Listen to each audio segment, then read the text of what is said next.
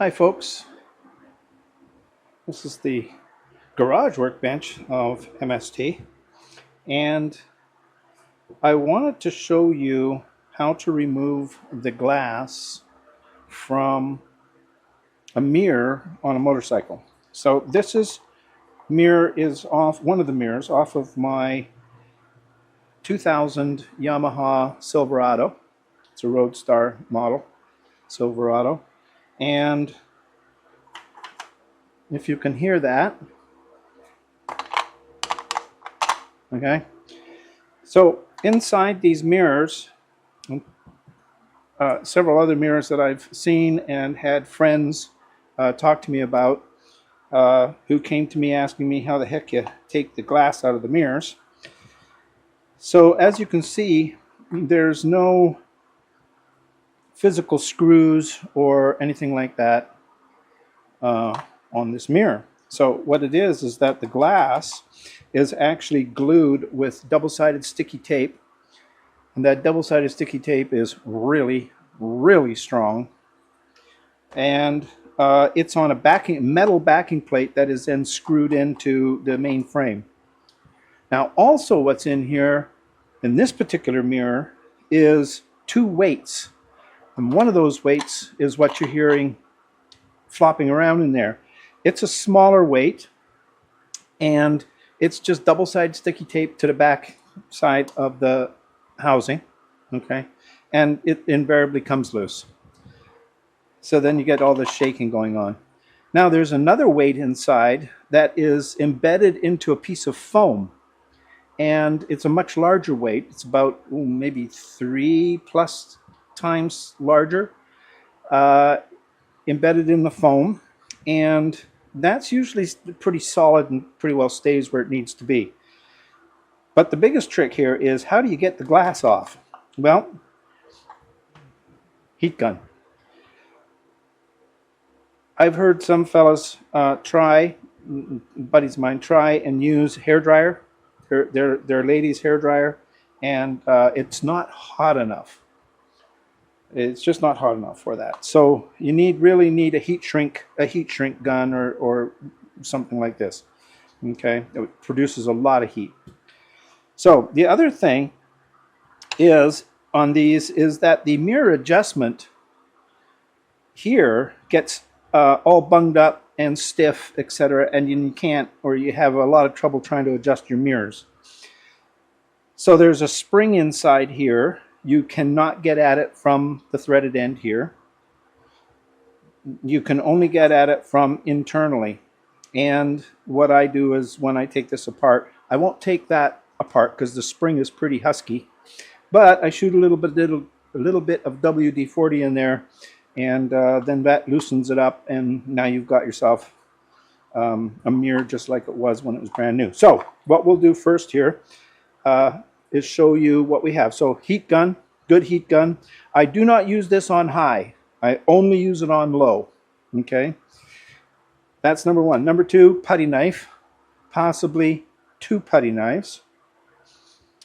And the reason for the putty knife is that once we get the glass lifted up by this plastic piece, you must use a plastic piece, okay? And you don't want plastic that's going to melt really easily. But this has to go down in underneath the glass, and you're going to start prying. You're going to start prying that up, okay, as this starts to heat up, until you can get a putty knife underneath it. Remember, this is glass, nothing sharp.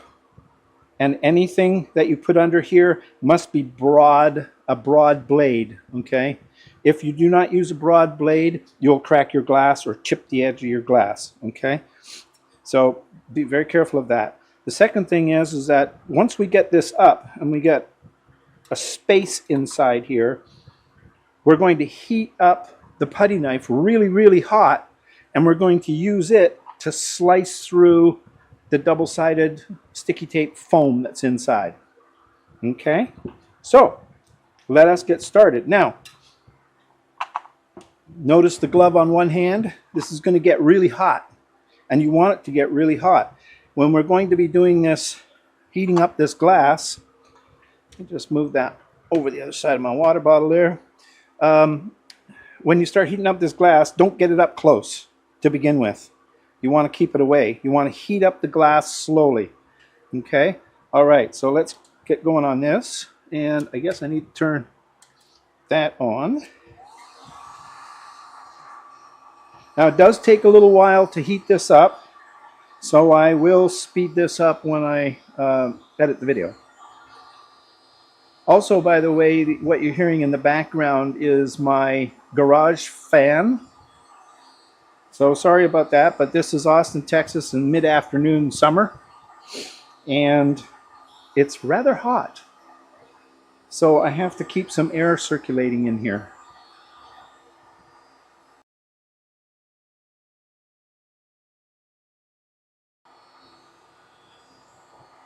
Okay, I can smell things starting to get a little warm in there. So let's turn this off and see if I can get my plastic piece. Just watch that doesn't touch anything. See if I can start to get this to come up. Yeah, not yet. Let me try the putty knife. Just very carefully.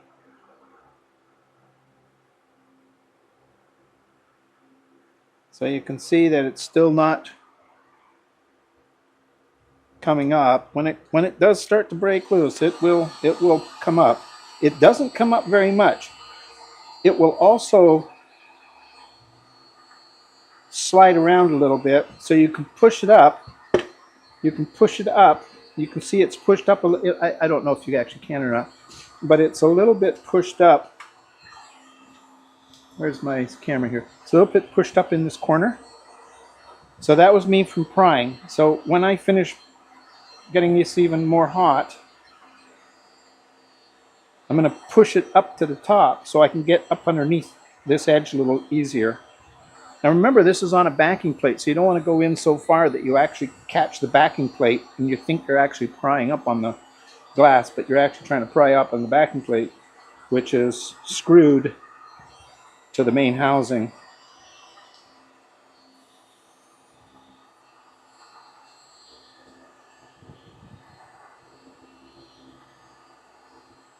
By the way, safety glasses.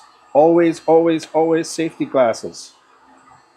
And this is a good leather gardening glove to help protect me from the heat.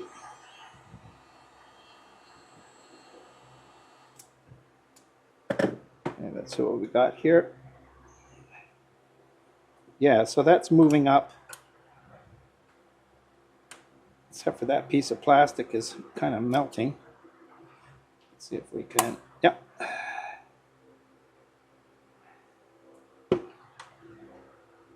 Okay, so that click you heard, was it coming off of the edge of the backing plate? I can just see the edge of the backing plate down in here, and I had the putty knife just kind of clicking on that backing plate. So now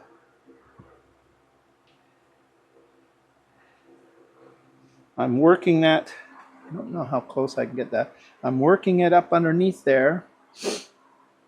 I don't know if you can see that very well. But now I'm going to get this going some more.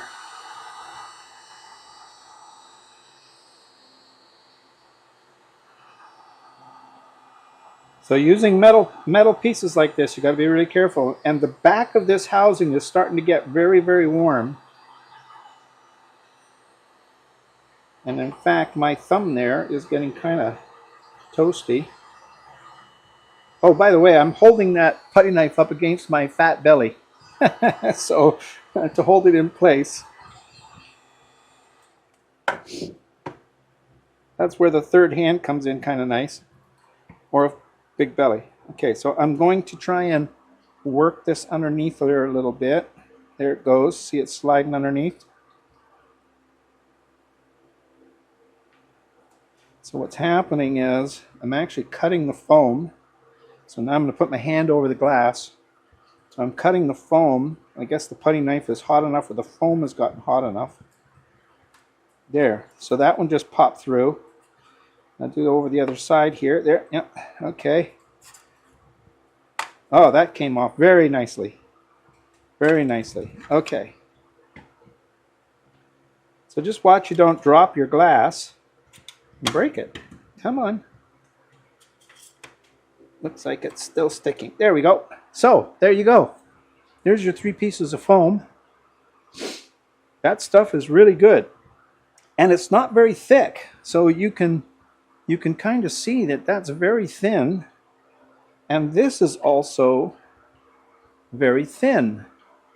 So you don't have a lot of room to really work there to slice that foam off.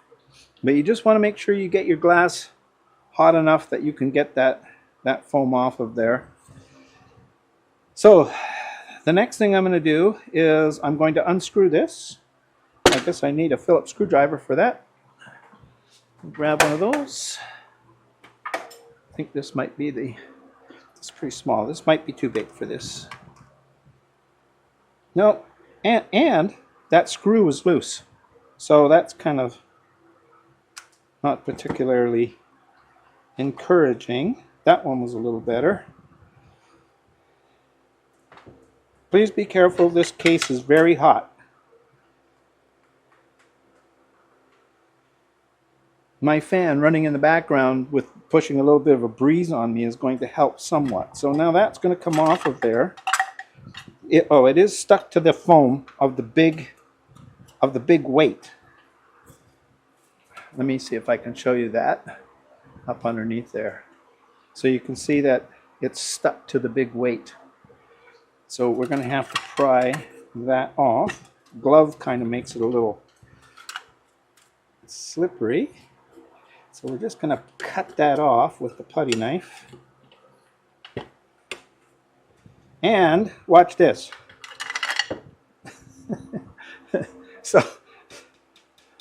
So that's the weight that was flopping around inside this thing. Let's take that off. So the foam is there. This weight was stuck here and was also apparently stuck here. So I'm not quite sure how they kind of do that since the back plate, is that cool enough now? Yeah, so it's aluminum, so it cools down real quick. Plus the breeze off of the fan is helping.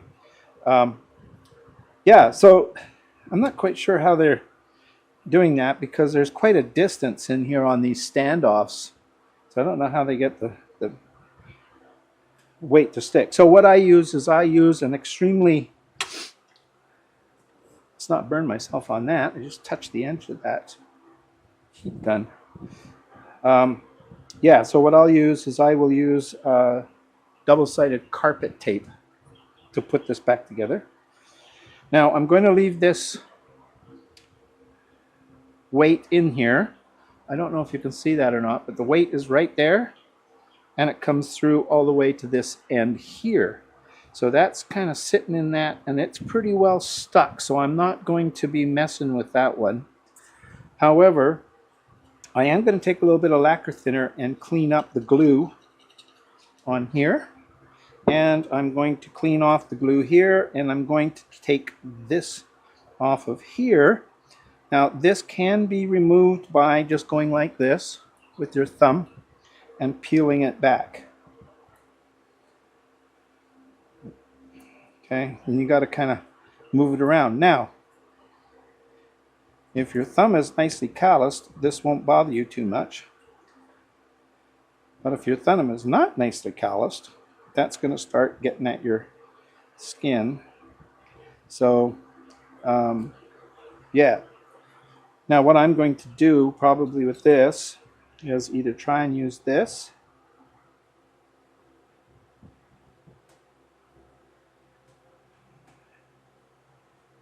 or I'll use my razor blade, but I'm not thinking I will use my razor blade. So then you also say, well, why don't you use solvent? Well, that's a good question.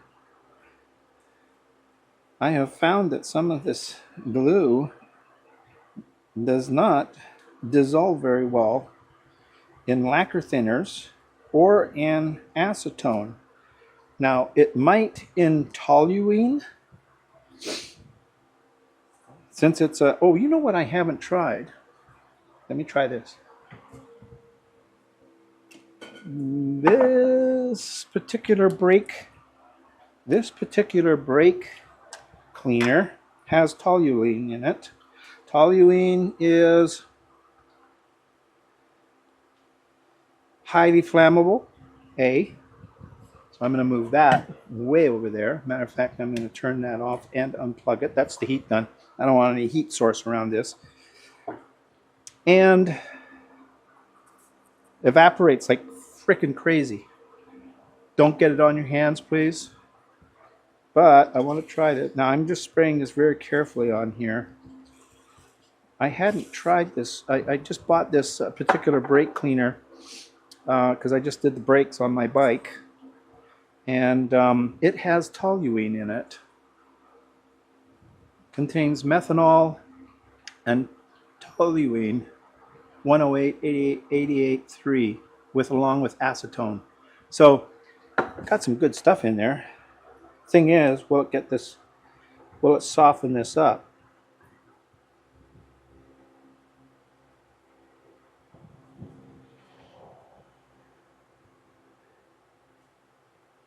So not a particularly large amount of softening going on there, but let's give it a little bit more and we'll give it a little time. Now, what I am going to do though, if I can, I know you're hearing me sniffing a bit, but sorry about that. My nose is being reactive to the whatever's in the air around here today. So what I want to do is I want to see if I could take that glue off. Well, it seems to, well, it took the dirt off the glue.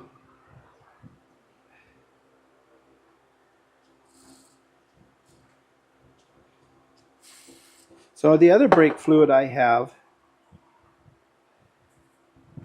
is not a toluene based brake cleaner. Sorry, brake fluid, brake cleaner. Oh, this is working. Okay.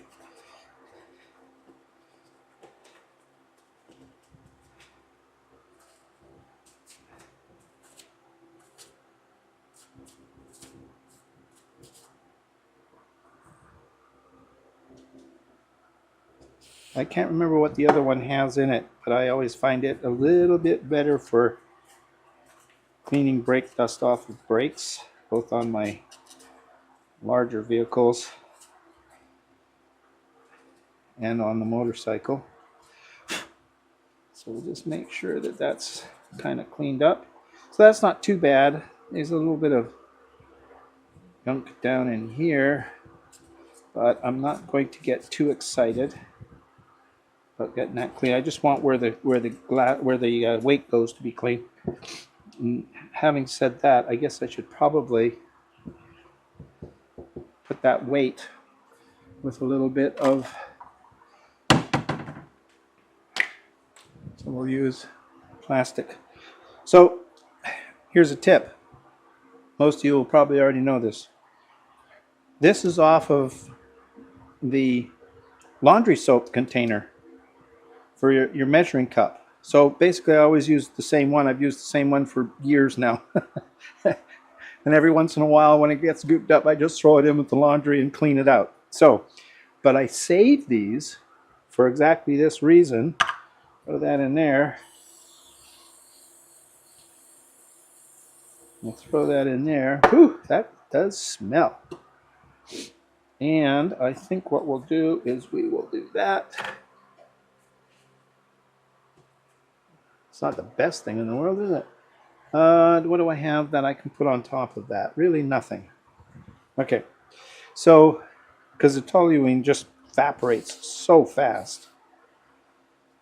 All right, so let's see how we're doing here. Let me move screws out of the way. Now, a little bit different deal when it comes to the back of the glass. You cannot use solvents. You will take the green paint off. Oh yeah, look at this. That's kind of nice. Can you see that? Maybe if I move this a little bit farther over here, center picture. Yeah, so that has softened that up very nicely. What the heck? Come on, come on. We'll put this over there if it wants to cooperate.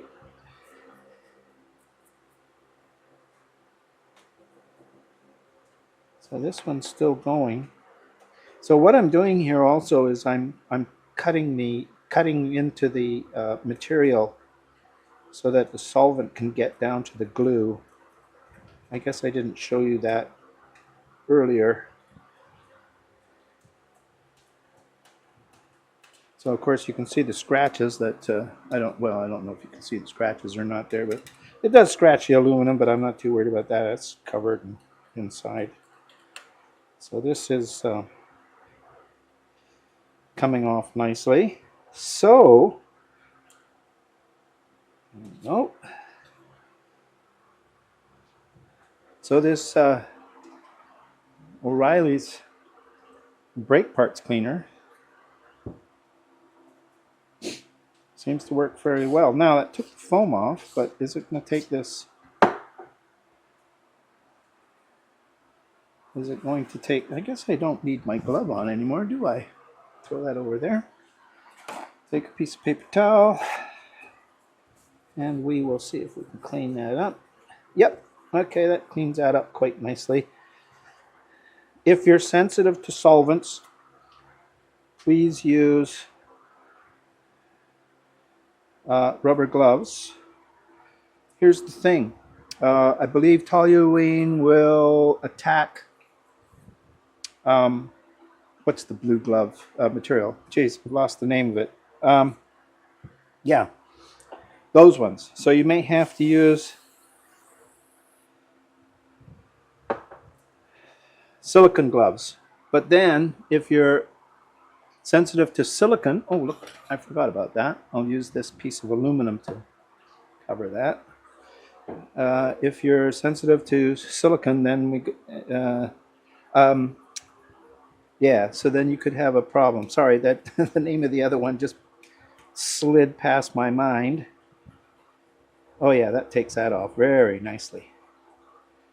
Move this over a little bit.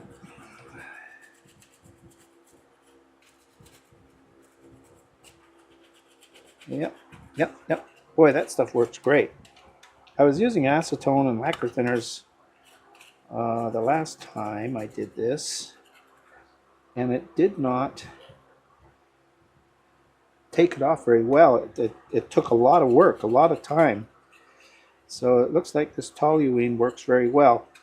I doubt very much you would be able to purchase this in several states, especially California, since everything there is classified as dangerous, including water. I don't know why they don't put onto the water bottles. Maybe they do, actually. That water can be hazardous to your health. And just for those who kind of go, huh? The heck are you talking about? Here's the deal. If you consume massive amounts of water, it can be detrimental to your health. If you don't believe me, go and look it up. So this is going to be interesting to get this off. So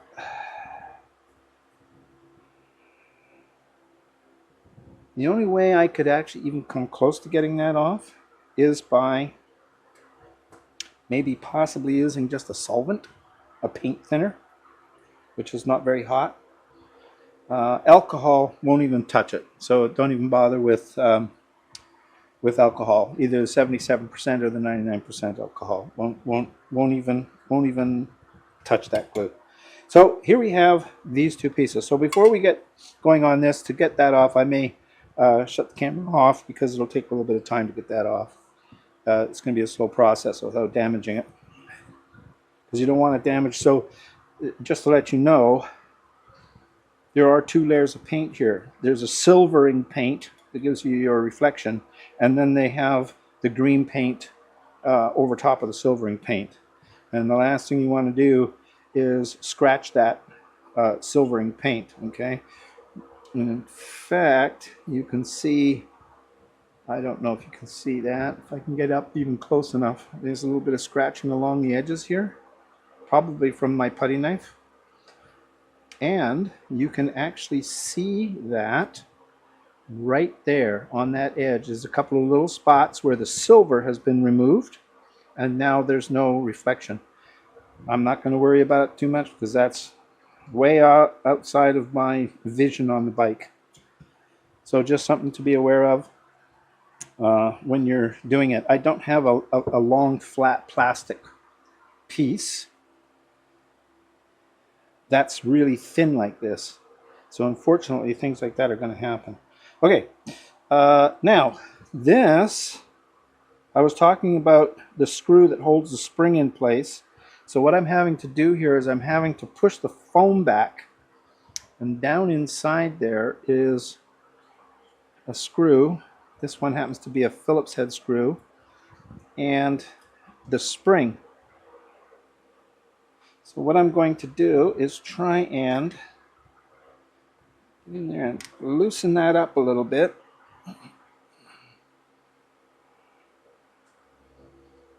I don't want to take it out, I just want to loosen it up. I'm just moving the screw back and forth. Okay, and you can see that that's the end there is moving. Okay, so, and that's very stiff. So I'm going to get myself some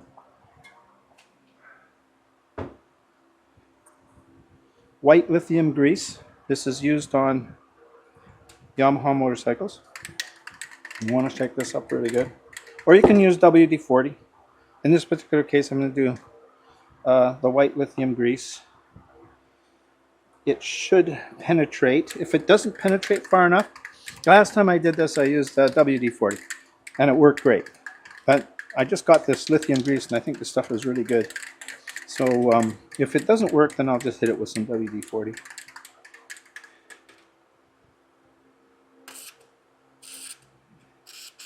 And it does stay as a thick grease. Well, not thick. A quite viscous material when it's finished being put on. It may not penetrate very well, so this is a first for me trying this.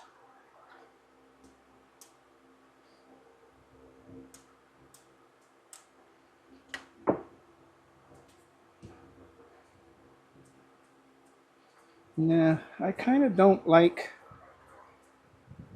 how it feels up in this part here.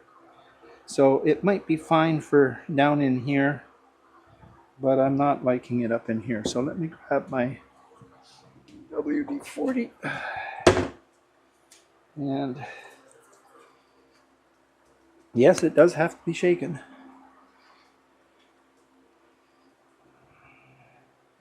Let me see if I can just give a little tiny bit. As you can see, it comes out, a little tiny bit is more than you need. Comes spraying out all over the place. Okay, so then we get that. There we go. That loosens it up.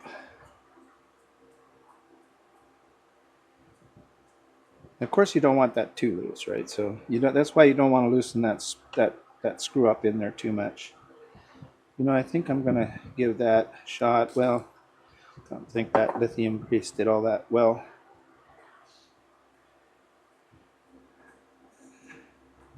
Yeah. Okay. Remember, this has to stay tight, right? You don't want this coming loose when you're driving down the road. Okay, so that's really great. Leave that like that. Leave that like that. Before I shut this off and do the tape on the back of the glass, I am going to show you. Let me put this away. I am going to show you the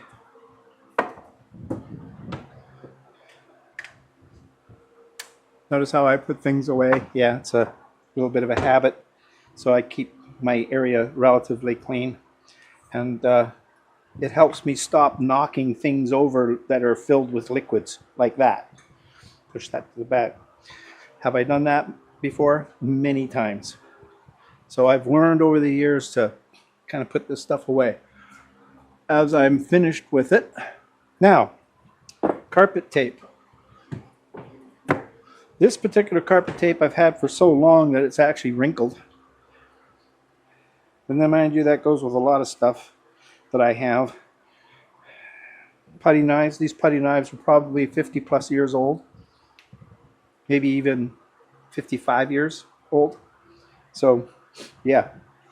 Okay, carpet tape. This is really good sticky stuff. So what I'm going to do,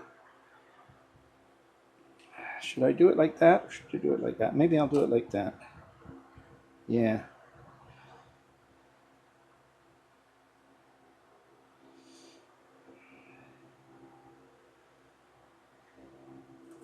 So this is going to be for the big weight with the foam. Okay. I guess I could probably just do that then. And I can just go like this down through the middle. Grab my scissors and cut that off. I can just get that. That's better. A little smarter. Work smarter. The old saying. But on this side, where the glass goes, I want to place several pieces across this.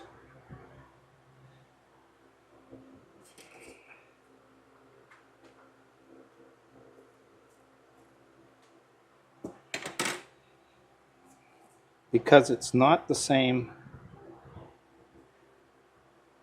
foam sticky as what was on there, but it has worked very well for me in the past. I do believe that that foam tape on the back that they use on the glass is fairly high heat, where this tape, I can just about guarantee you, is not high heat. Just put that out there.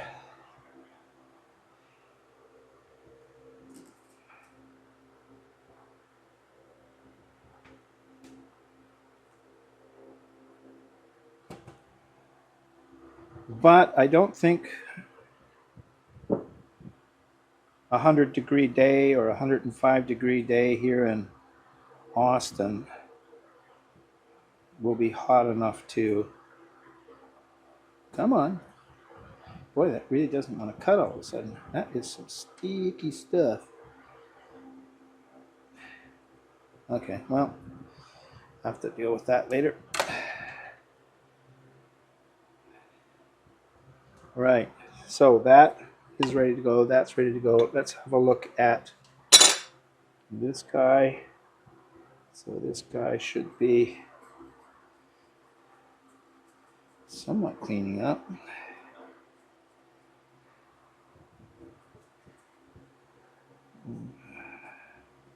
So it looks like the toluene has departed, and you're just left with like the acetone and such. And so the glue is not coming off quite as easily once the toluene has evaporated. And that stuff evaporates very rapidly. If you're doing this in your garage and you do use anything with toluene in it, make absolutely sure that you have great ventilation. Have a little fan blowing on you. I have my big fan back there, so it's keeping a nice breeze across here. But that is some stinky stuff, and it's not good for you. So please be careful with it. Okay, So let's get this guy here. Oops. Now what I did the last time I did this, just because, is I actually wrapped it like so. I'm not particularly worried about excess tape. So I just kind of wrapped it like that. Now this is nice and clean. Yep. So we don't want any oils or anything like that on there. Then of course it's always fun trying to get the edge started on this stuff.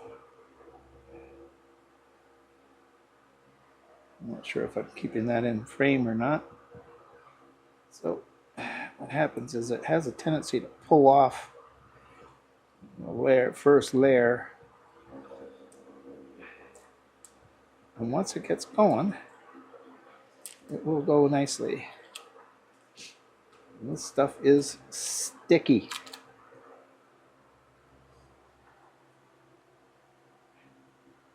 All right. So we want to put that right back down into where it was. Yep. Like so.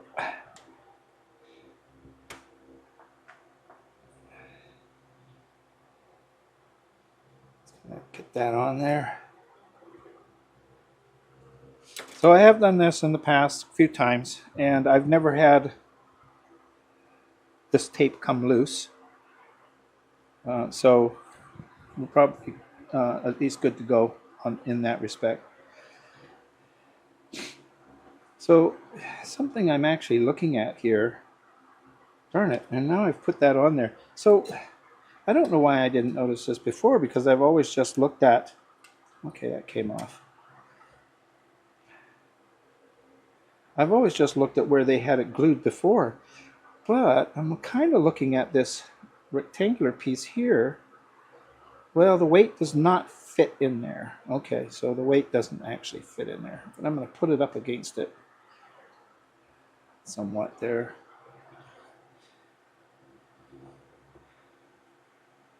Because what I would like, I know I'm picking this up out of the frame, what I would like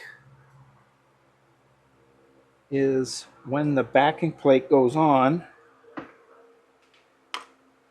that it's holding that in place. That is a shelf for the backing plate, but I want to just see if the backing plate is actually sticking on that. So it's actually not even touching this guy. So hang on one moment while I take care of my sniffles. I'll be back. Unfortunately, you didn't get to catch the sound, but one of my local neighbors on his big bike just drove by. Gave him a little wave just before I was about to turn the camera on. Anyway, okay, so what I'm going to do is I'm actually going to build up that. I'm going to build that up. I'm going to build this up a little bit so that it's sticking to that backing plate. Presumably will hold that in place a little better.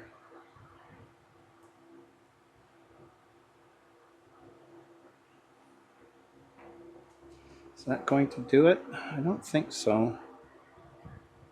So let me see if I can get that off of there now. Probably should have. Okay, let me see if I can get this without having to get tweezers or some such thing. Golly, that's just terrible. Yeah, see, so that thing is moving around. Another thing you can also do too is you can actually glue that in with silicone. If you have some clear or white silicone, I would suggest that if you do that, no, I don't like that. It's not, oh gosh, that's stick. That is stuck on there. Well, the whole thing came on, so.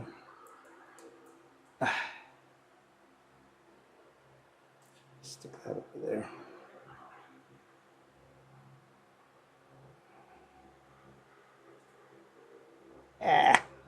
That is such amazingly sticky stuff.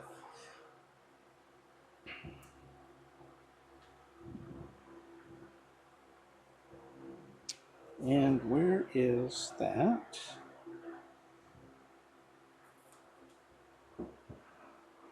Now, if I can get this to heart, get it started here. Trying to get the edge off. Normally I have to use your fingernail to kind of get it started. Boy, this is some...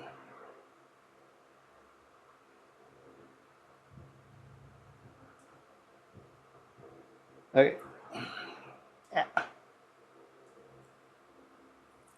Okay.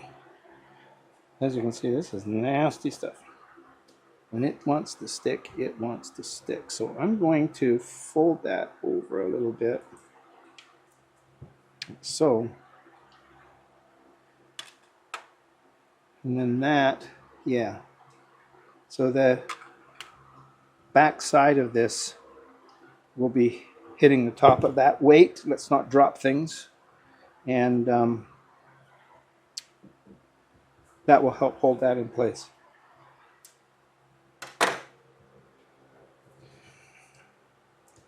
All right. Let me spend a little bit of time taking the foam off the back of this and off the stickiness off my end of my fingers, because it's really kind of annoying. And when I finish doing that, we'll come back and we'll put this back together. See you in a few moments. I just realized I hadn't turned the camera back on, and I was putting the double-sided tape on the back of the glass. So I got the foam off. I didn't try and get the glue off, just the black foam. If you do get it off and the foam is actually so thin, you can probably just take your carpet tape and lay it down over the foam that's even there. It's so thin it probably won't make any difference. So now what we'll do is we will stick this to this. And you notice we put tape on both. That gives a little bit of thickness, just like the original foam would have, because this carpet tape is quite thin. And you do want the carpet tape that is has the glass fibers in it. I think it's glass fibers. It could be cotton or something else. But it just makes it a little stronger and just a hair more thick. So we'll just get this peeled off.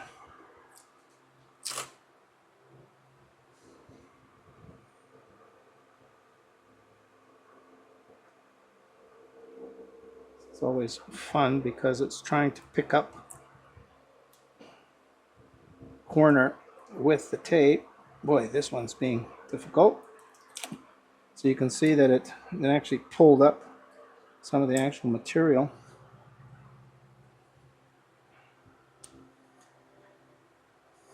So before we put the glass on, we're going to screw this on. Could have done that before I peeled the backing off the tape. It would have been a good idea, I think, huh? Oh well.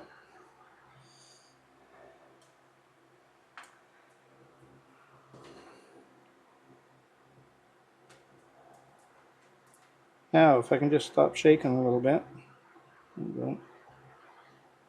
And there, I didn't tighten it down. I'm still picking up little bits of black stuff. All right, so let's see if I can get this one. Yeah. So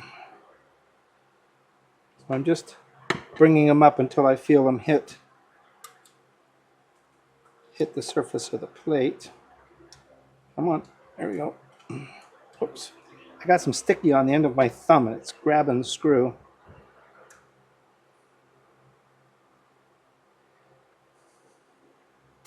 Ah, come on. That's better. Okay, so now we'll screw this down.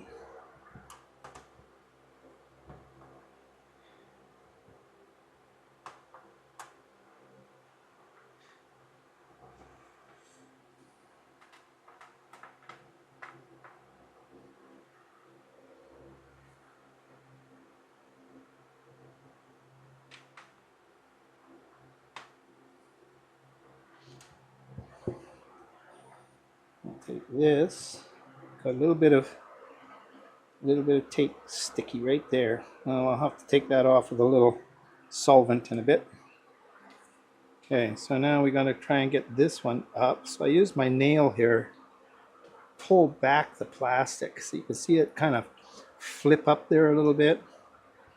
Grab that and then see if you can peel it back without it taking everything else with it. Come on. Hey, if somebody has an easier way of doing this, please leave a comment. There. So now it's broken free. It's still grabbing. Here we go. Left it a little bit off there, but now I got sticky all over the end of my thumb and fingers here. Okay, so let's try this edge here now, this corner.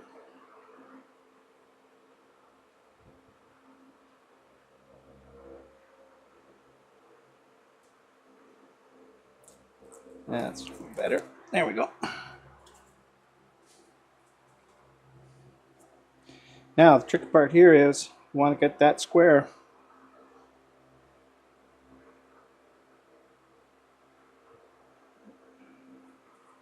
Pop that in there.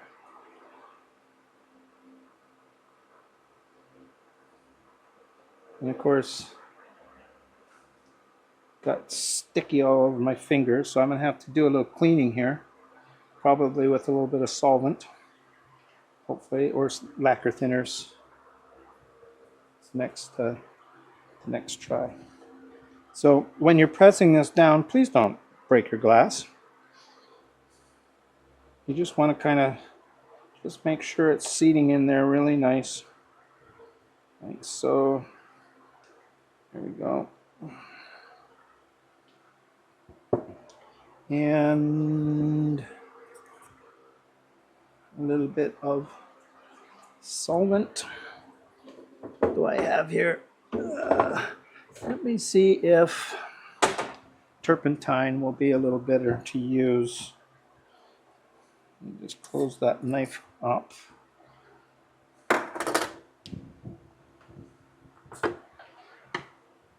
To get that off, turpentine just isn't very hot or reactive, let's just say. So I don't know how well it will work with the glue. Oh yeah, takes it right off. Okay, good. So that's good.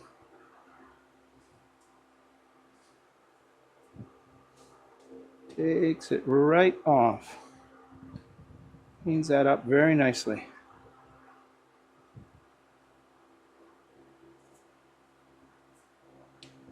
There we go. Look at that. Well, a little bit up here on the edge. There we go. All done. Close that back up. Put it away. Don't want solvents lying around. We'll unplug the heat gun and get that out of the way. It's pretty well cooled off now. Move things out of the way here. Now, this guy. So, now, oh, there's a little bit of glue on the back here. So we'll just take a little bit of that. Turpentine does not evaporate very quickly. It's very slow, actually. So that's why the paper towel is taking this off, because it still has turpentine on it. It's not particularly volatile. So there we go.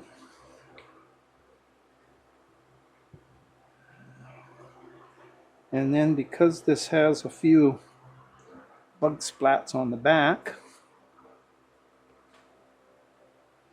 so here's a trick I use on my motorcycle and on my truck for chrome.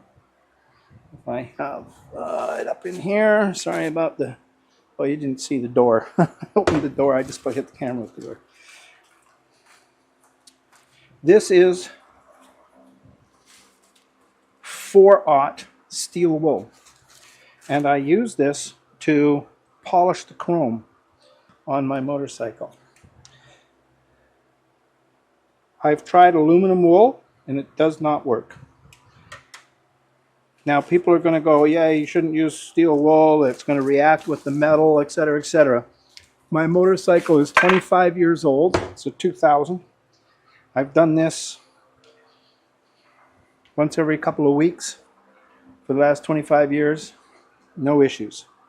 So what I do is I just polish it up, and it will take any of the little bumps, you know, where it starts to kind of bubble up.